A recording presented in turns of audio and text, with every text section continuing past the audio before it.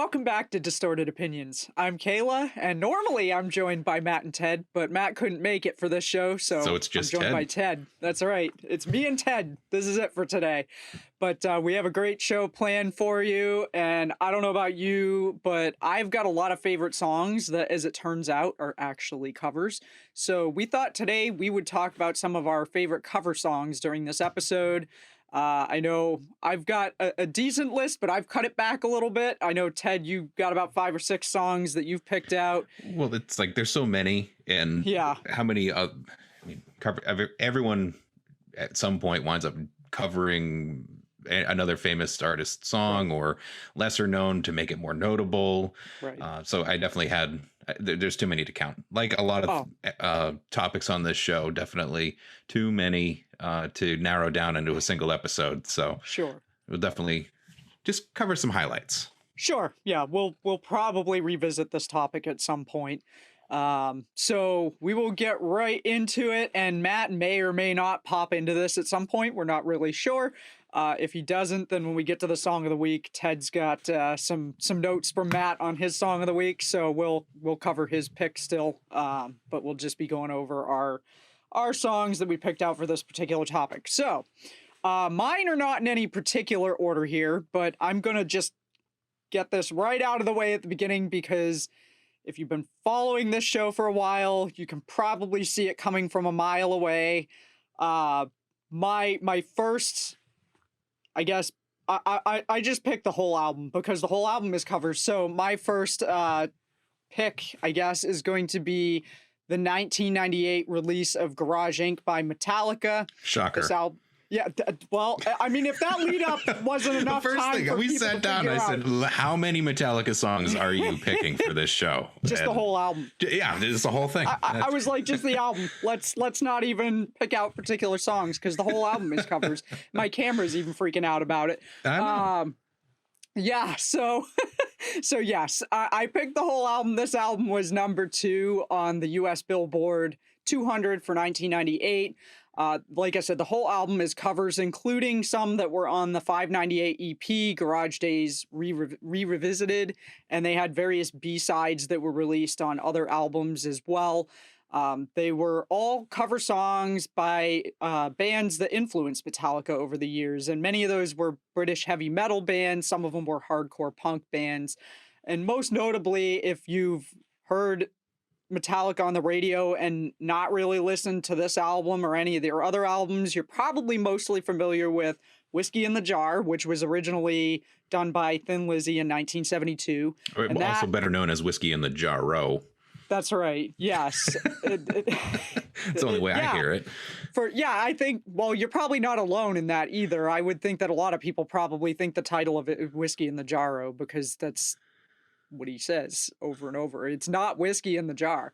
But this song did win a Grammy in 1999 for Best Hard Rock Performance. And then also Turn the Page, which was originally done by Bob Seger in 1973. Those were 2 really heavily played songs on the radio for a long time, probably still are on a lot of rock stations. But if you haven't listened to the album, one of my personal favorites off of this album is a track called Astronomy, which was originally written by Blue Oyster Cult in 1974. They did a really awesome cover of this song. And they also did a really awesome cover of Sabracadabra by Black Sabbath, which also covers part of another Sabbath song, National Acrobat. That's another great tune. Those are probably my 2 favorite songs off the album. And I do really like Whiskey in the Jar and Turn the Page, but they're so heavily played on the radio that I tend to go for some of the more obscure tracks off of the album. And those 2 would be 2 that I would highly recommend checking out. Going kind of along the same vein with another Sabbath song, I believe I might have talked about this track in our second episode on music TV shows, but Anthrax did a cover of Sabbath, Bloody Sabbath off the 1987 EP, I'm the Man. I'm not going to spend a lot of time on it just because I did talk about it during that show, but this is another really great cover of a Sabbath song, and it's got that Anthrax touch to it, so it's a thrashier version of the original. It's really cool. One of my favorites. I dare say. Would you call it Anthrash? and thrash. Sorry. Sure, I guess we could. I mean, it probably even more shocking is what I'm about to say, which is that I think that this Anthrax version of the song I might actually like their version over the Metallica cover. Which I don't get me wrong. Don't get me wrong. Whoa. I really enjoy the Metallica cover, but the Anthrax version of it is really freaking cool. Like I hear this song come on, they play it a lot on Ozzy's Boneyard on Sirius, and I have to turn it up. Great cover of the song. Whenever I hear it, lose my mind. So that's like I said, not going to spend a lot of time on that because I did cover it in another show. But another band that more recently has done a number of different covers that you're probably familiar with if you've listened to a rock radio station in the last 10 years or so, Five Finger Death Punch. Ah. And they more recently did a cover of Blue on Black, which is a Kenny Wayne Shepherd track. And I think Kenny Wayne Shepherd actually played on this cover with them. I had heard that quite a bit on AAF shortly before they went off the air. It was getting a lot of radio play there. They also did House of the Rising Sun, which was originally by the Animals, Bad Company by Bad Company. All really, really great covers, but probably my favorite cover by them. And I actually toyed with making this my Song of the Week pick. And then I was like, nah, I got another one that I got to make Song of the Week. Their cover of Gone Away by The Offspring, which they released on their 2018 album And Justice for None. This Also is a another nod to Metallica album. Yeah. Is it? I wondered. I wasn't sure. It sounds like it. I mean, It does. All. Yeah. I mean, perhaps I should dig into that a little bit. Too on the nose. Play on the album name. That was the first thing I actually thought when I saw what album this song was on. I was like, is there something there? Like, is this? I vote yes. Yeah, I agree. Probably. There's a good chance. So yeah, this track, I dare say again, this may be controversial with some people, especially if you're a big Offspring fan. I think I actually like Five Finger Death Punch's version of this better than the original Offspring version. And again, I really like the Offspring version, but there's something about this one that to me, it seems a little more soulful. It gives me goosebumps to hear it. I think they knocked it out of the park with this cover. And for me also, I think we talked about this in a previous show. It might have been when we had Ray and Joda on, but as a guitarist, I tend to listen a lot to the guitar in songs, not so much the lyrics or anything else. And this song, I didn't really listen to the lyrics to so it came out the same year my dad passed, and it was getting a lot of radio play on Octane, which is another station on Sirius. And I started listening to the lyrics, and it really hit home to me. If you haven't listened to the lyrics before, it's about somebody that I don't know, presumably one of the members of the Offspring, somebody passing away, and that person dealing with the loss. So this song, I feel on a personal level too, but again, if you haven't heard the Five Finger Death Punch version of it, it just, to me, there's something about it that I don't know how to describe it, that in comparison to the Offspring version, like, I don't know. I never really paid much. I always thought that Five Finger Death Punch tended, for their collection of songs and what they're able to put out, definitely can have that more soulful end to it, because I feel like the Offspring generally more upbeat given the music style. Sure. But I could definitely understand the soulfulness coming from Five Finger Death Punch, considering I mean, despite them being heavy, but they can certainly be quite melodic too. Right. Yeah, absolutely. So it's a great song. If you haven't heard their cover of it, definitely check it out. They, like I said, have done a lot of other really great covers as well.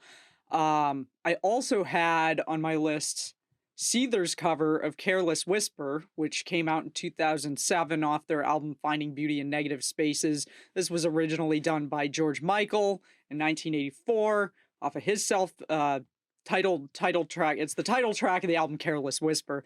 And the Seether version I had on heavy rotation for a long time. I really love their cover of this song, but it was also made popular. Ted, I don't know if you're familiar with this guy. So one of my coworkers introduced me to this video on YouTube. This guy who refers to himself as the sexy sax guy. Oh yeah, And yeah, that's you a see him, videos are yeah. hilarious. So so he made the song popular because if you're listening to the show or watching and you're not familiar with Sexy Sax Guy, so this guy walks around like he goes into stores, he goes into College a college campuses. class, and Yeah. he just starts playing Careless Whisper on his sax, like blasting it in the middle of all As these loud as places. possible in the middle of a lecture, in Oh the middle yeah. of a lecture hall, and just walks right down the middle of the aisle and then like disappears Just walks out. right Yeah. outside, and Yeah. everyone's like, what the hell's going on?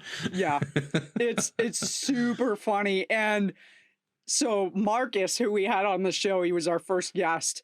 A few years back, Marcus did a spoof of the Sexy Sax Guy. So if you Which is listen to amazing. the show with Marcus, you know he plays sax, and Marcus is also a mechanic. So there's this video of him in the shop, like, you know, the coveralls, the whole 9 yards, and he's got his sax and he's blaring Careless Whisper, and he's like on the floor on his back, like getting all in. I mean, it is friggin' hilarious. I just about died when I saw that he posted this. I had to show it to my coworkers because we had literally just found the Sexy Sax Guy video, and they were all dying over it. And I'm like, you guys got to see this. This guy I know from high school just did a spoof of him, and it's hilarious.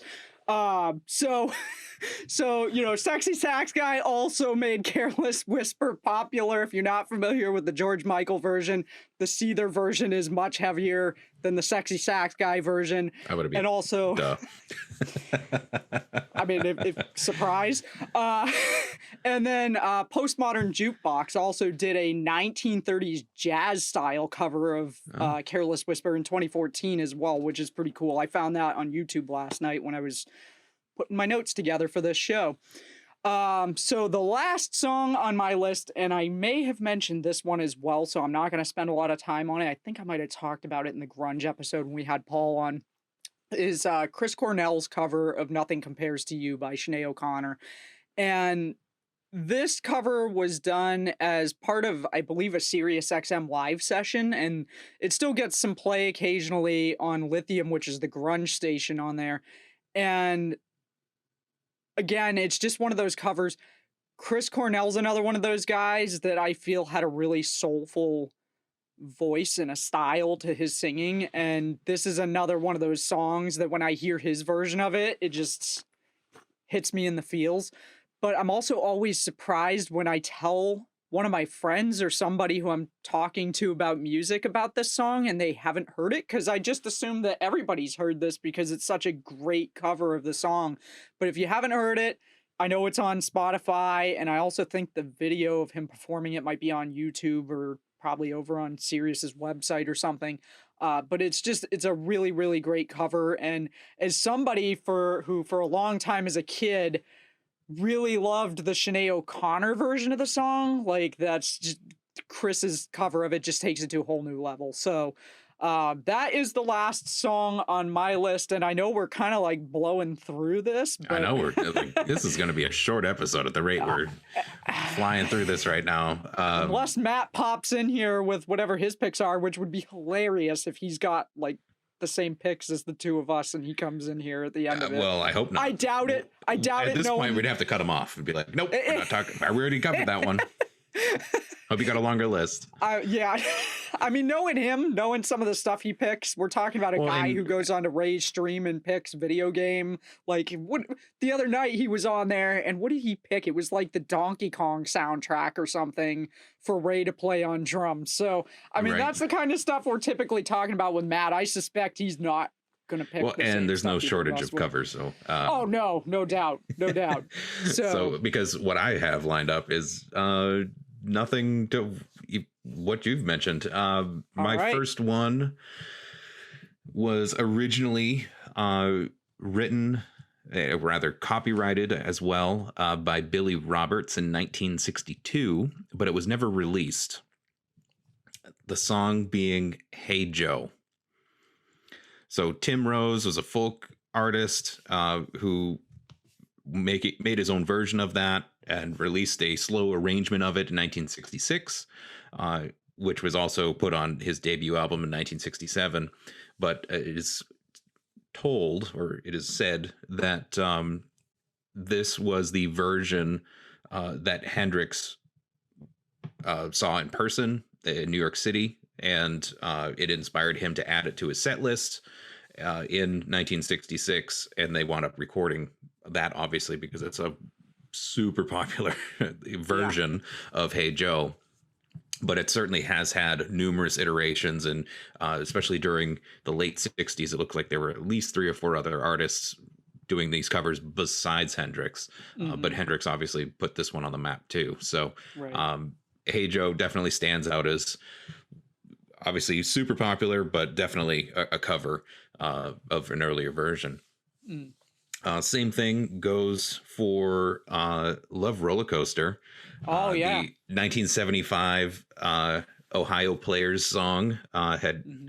released that, and then Red Hot Chili Peppers re-released that in Right. 1996, which obviously again put it back on the map all over again. And for us in our age group growing up, everyone's quite familiar with that and their rather trippy music video that goes along with. And it was featured in Beavis and Butthead Do America, I believe. Correct. Yeah. Yep. Yeah. Absolutely. Uh, Moving on down, this would be one that I would possibly expect Matt to reference if he were joining us today. Mm. But the Guess Who released American Woman in Oh 1969, yeah. which obviously Lenny Kravitz Yep. wound up recording for the soundtrack of Austin Powers' The Spy Who Shagged Me, specifically for the movie, but he put that track on his album in 1999. Obviously, that version very popular as well. And to switch things up, I was thinking about a bunch of cover songs, and then I know that August Burns Red just put out a boatload of Hmm. covers Yeah. across the board. And one that stood out to me was their cover of Chop Suey. And in looking up Chop Suey and then covers, obviously the original came out in 2001, System of a Down, but there are so many other ones. Hmm. It's popular, but uh, by other well-known bands. So while I already mentioned it, August Burns Red edition came out in January of this year, 2021. And I think it is fairly true to the original song. Mm. There obviously it has their own essence added to it, but in general, it's the same song. Sure. I did find a Necrogoblicon version from last September of 2020, which, if you're familiar with Necrogoblicon, those guys are kind of funny, kind of wacky. Their front man is a goblin, or their mascot's a goblin, rather, like mask and the whole thing. Mm. And this version has a lot more keyboard on it. It's heavy, like double bass, like definitely have heavy end as standard with the band. Hmm. But the keyboard is rather wacky, Mm. which is also consistent with some of their funnier uh, aspects that the band does as well. So I discovered that in researching this, and I actually thought it was pretty funny. So if you're into Necrogoblicon and you haven't heard Chop Suey or that edition of it, definitely check it out because that was pretty funny. I'm gonna have to check that out and that band because I'm not familiar with that band, but their name is Necrogoblicon interesting. is they've been out for a couple of years. They Okay. do have a couple of music videos. I I can't think of their famous. They're the one that put it on the map for me. Hmm. I'll think of it after the episode, of course. But I'm sure I'll find it when I'm oh yeah, googling up I have their it queued stuff up later. in my YouTube list because it's one of the one of my favorite music videos Mm. because it's just so ridiculous. Um, and speaking of other editions and variations of Chop Suey, I did find a swing version, which the band does with the stand-up bass, Huh. and it's done by Robin Adele Anderson. Which that music video came out in 2017. Mm. So there's every variation you could possibly find thanks to the internet of chop suey Oh yeah. out there. And I always love when there's something that's like so far off the beaten path of what the original song is that's like, wow, okay, I never thought I'd hear a version of this song in this style. I feel right. like Chop Suey is one of those ones who expects to hear a jazz rendition of that with a stand-up bass. Yeah. Not It me. exists. That's awesome. So yeah, so that just there was a lot to unpack with chop suey, Sure. but just to highlight a couple of other just special mention because everyone knows these, but the Walk This Way Mm. Aerosmith Run DMC version obviously was quite popular, did very well, and we already talked about Whiskey in the Jar Row, no, Whiskey in the Jar. Yeah, so that's kind of rounding out my mention list, and obviously we do have my song of the week, which is none of the above. So I don't know. Wow, we're like 20 minutes in here, I and we're know. like speed run because we don't have Matt to take up the other Uh, other bit of it.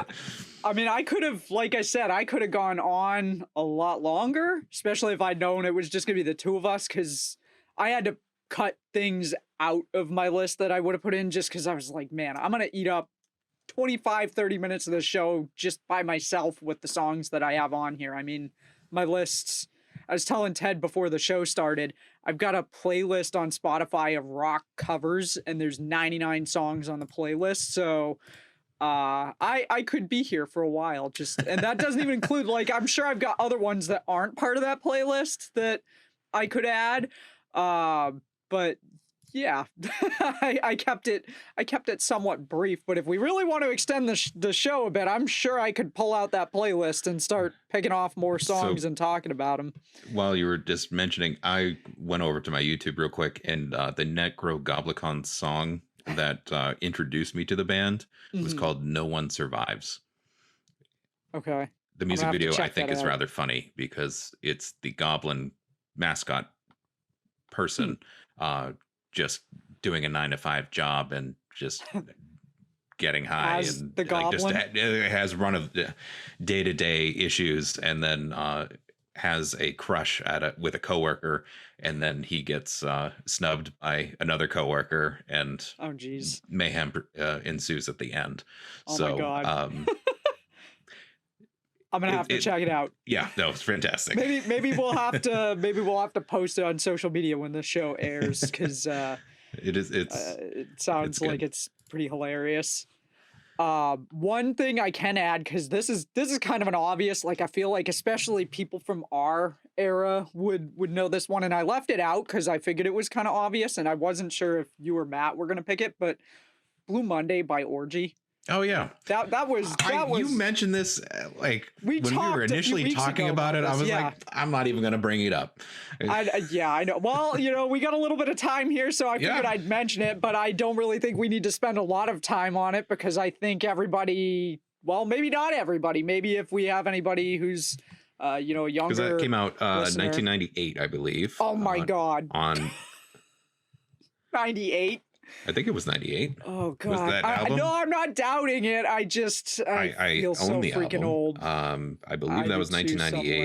somewhere. The album was Candy Ass, I believe. It was, yes. I could And have probably looked it up because I've got Spotify open right now and I'm looking yep, looking at it. 1998. And Blue Monday was track number 7. Mm, And that one had a music video, which is the first place that I had seen it, heard about the song, because mm, that was when MTV actually played music videos. right. And yeah, no, that I learned about that song then, and it was on pretty regularly Yeah, it in that was. time, and it was pretty catchy. So I It knew was it was a indeed. cover, but that version was the one that introduced me to the song. Mm, And again, yeah, just based on the era of when it came out. right. Yeah, no, my God, 98. I feel feel so old when I realize it doesn't seem like that long. It seems like yesterday that I first heard that song. Crazy. I was actually probably in middle school when that came out. I actually no probably about it. I was in middle school when that song came out. That's That's just crazy. One other group slash album that I'll mention, because this one is kind of another one that I think a lot of people are maybe familiar with right now, is Weezer released an album Oh of yeah. covers, and they've got like I think probably the most popular cover that they did was Africa, which was originally by Toto, and they also do a cover of Take on Me by Aha, which is pretty decent. I'm not gonna lie. I've listened to it a few times. It's not bad. But I also have a about to let out a guilty pleasure. I also really love Take on Me. Like that's one of my favorite 80s tunes. So there you go. That's not a good. It's fine. I It's mean, fine. don't listen to any live versions of it because I feel like I've seen a few live versions of Aha performing that song and it's not good. Like I mean, not surprisingly, that as somebody who doesn't really sing, I feel like that has to be a hard note to hit live. That last Take on Me, the so anyway, I can't do but it. but well, I'm not even gonna try. Uh, so so anyway, I thought I'd throw a couple more in there now that I'm looking at this playlist. Oh, one more that I just saw here, just to buy us a little more time. Landslide by the Smashing Pumpkins Oh is yeah. originally a Fleetwood Mac tune, and I feel like the Smashing Pumpkins version is pretty well known. I know I used to hear that a lot on AAF back in the day. Uh, so that one's another pretty well known cover that younger folks may not realize was actually done by Fleetwood Mac. So, uh, oh wow, there's so many things on this list that I haven't even listened to yet that I didn't realize these bands covered.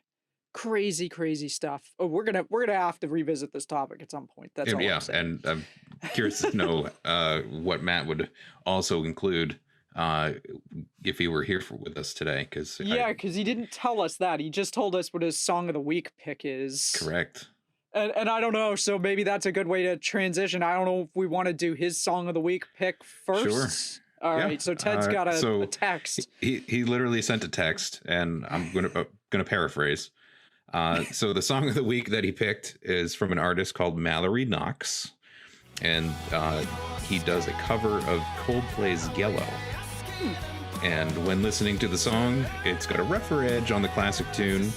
And when Matt first heard Yellow, he really enjoyed it, but stumbled across this artist on Spotify and enjoyed it even further. The cover has a little bit of a hard rock edge to it, with a minor taste of the alternative 90s. And anyone that would enjoy Three Doors Down would also enjoy this cover. So I'm not familiar with this rendition of Yellow, Not either. but I mean, I can certainly appreciate some 90s alternative if that's more of the vibe this was going for. So definitely need to check that one out, and obviously add it to the Spotify playlist. That's right.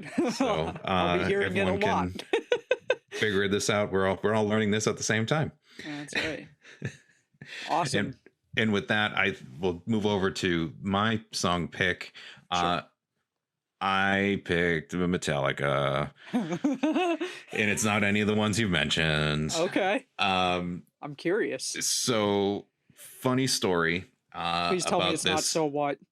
No, Okay, I don't want to have to censor this no, the song for the song of the week pick. no. Okay. So last weekend, I was drinking fine craft beer. Okay. Had this song title as the name of the beer, and was in a Zoom hangout with some friends, and one of the friends mentioned, "Hey, isn't that a Metallica song?" And I said, "Maybe." And I looked it up, Should have and called it me. is "The Ecstasy of Gold." Oh yes, yes indeed. Was the name of the beer, name of the song. Obviously, it's an original, a cover rather. The original was a musical composition by Ennio Morricone, which is part of the 1966 Sergio Leone film The Good, the Bad, and the Ugly. And apparently, and I didn't know this because I haven't been to a Metallica show, but it's the introductory song for Metallica for It is indeed. every concert since 1983. is right. And I didn't know about that. I listened to it a couple times since figuring that out, and it's awesome. It's a It's good tune. definitely got that Western vibe, but I don't know, Metallica grunge to it too, and Mm, it's pretty awesome. it It is rocks. So that's why it's my song of the week. awesome.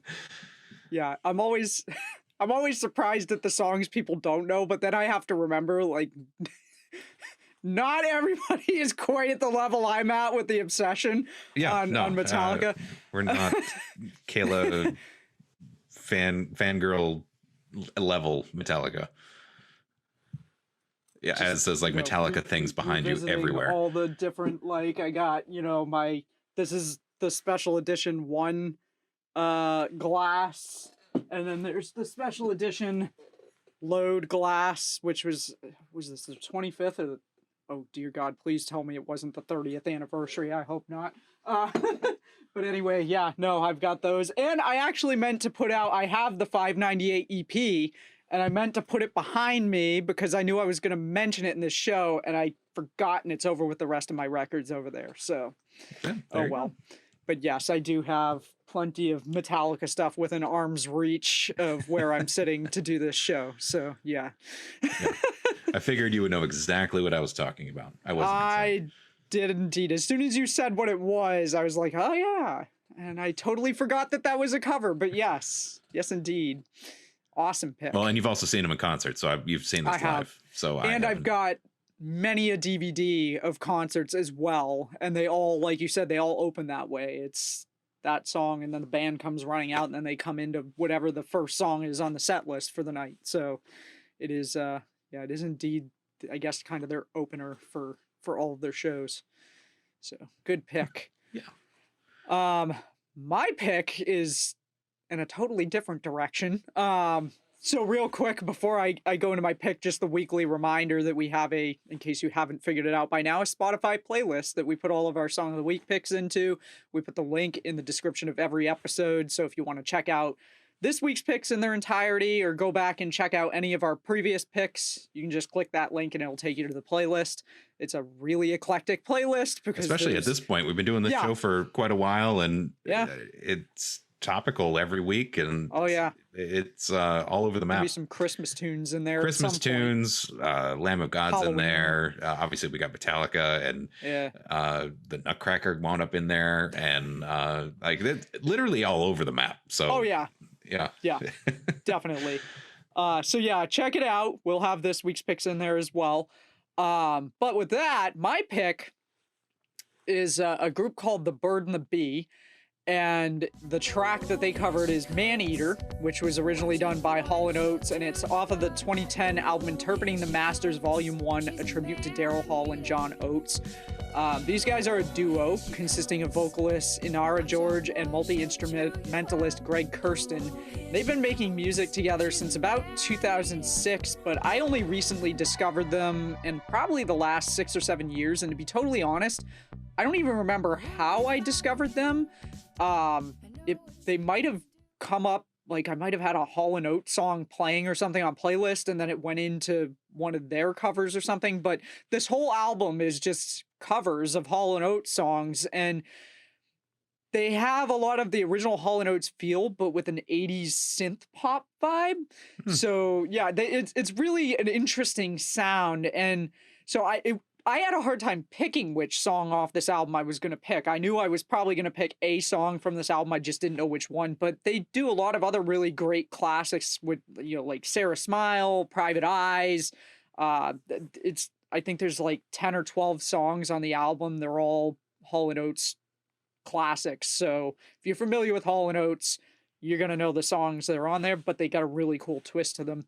I also discovered, and I don't know how I missed this, that they released an album called Interpreting the Masters Volume 2, a tribute to Van Halen in 2019. And as cool and interesting as the Hall & Oates album is, this one's even more interesting because it's still got that 80s synth pop vibe, but it's more jazzy. And apparently that's kind of how these two ended up meeting up and starting to write songs together. They both shared a mutual love for jazz music. So Hmm. it's really funny to hear, like, obviously they've got a lot of Van Halen classics on the album, like Running with the Devil, Hot for the Teacher, Ain't Talking About Love. It is really funny to hear the guitar part from Hot for the Teacher played on a piano, because it's really piano heavy. And I never thought, like, in hearing those songs over all these years, I never would have thought, like, gee, I wonder what Eddie's guitar part would sound like on a guitar or on a piano right here. Like, that's not a thought that ever crossed my mind, but let me tell you, You after find having out. heard it, I'm like, wow, this is really cool. So I didn't pick any songs off that, but I felt like I had to mention it because it's another really cool album. And it's, again, it's kind of like your when you were talking about Chop Suey, one of those songs that you never expect to hear a jazz rendition of it. Van Halen is not a band that I ever would have thought, well, gee, yeah, I could see somebody doing a jazz cover of this song, but they did it, and it's really well done. I think it's really cool. So check it out. They also do a really excellent cover of the Bee Gees' "How Deep Is Your Love." Hmm.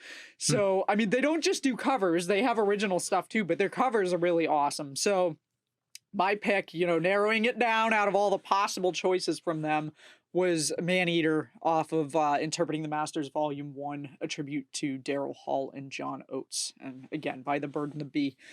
So with that, Ted, unless you have anything else you want to add before we wrap up the show I think here, we're it's ready to wrap up. I mean, all righty. yeah, we're good. All right. So, with that, if you've got a music related topic that you'd like us to talk about on the show, or maybe you'd like to be a guest, or maybe you have some covers that you really enjoy that if we revisit this topic at some point down the road, you want us to check them out and talk about them, let us know. And there's a couple ways you can do that. You can leave us a voicemail over on our Anchor page by going to anchor.fm/distorted opinions. While you're there, you can also find links to all of our social media accounts, as well as a partial list of the platforms that the show is available on in audio only format.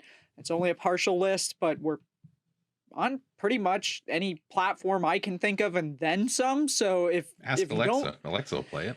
yeah, that's right. Just say, Alexa, play Distorted Opinions. But we're on pretty much any platform that I can think of at this point. So if you don't see us listed, or you don't see that platform that you like listed on our Anchor page, just search for Distorted Opinions. If you're listening to us in the audio only format, you probably already know how to find us, but hey, maybe you're watching the video and you want to be able to take us on the go. You can find us on any platform. You can also send us an email, and Matt's not here for me to turn that over to him. So I'll just take it, because at this point I don't think it's quite as funny, because I think he's Yeah, I feel finally like, got the email address yeah, down. he doesn't mess it up Um, anymore. so our email address is distortedopinionsshow@gmail.com. You can get a hold of us that way as well. You can also leave us a message or send us, put a comment on any of our social media posts, and we're pretty responsive no matter how you choose to get a hold of us. So with that, thank you for tuning in to this abridged version of our cover song conversation, and we look forward to bringing you a new episode next week. So be sure to tune in. Thanks for supporting us, and thanks for watching, guys. Yep, See you next thanks. week.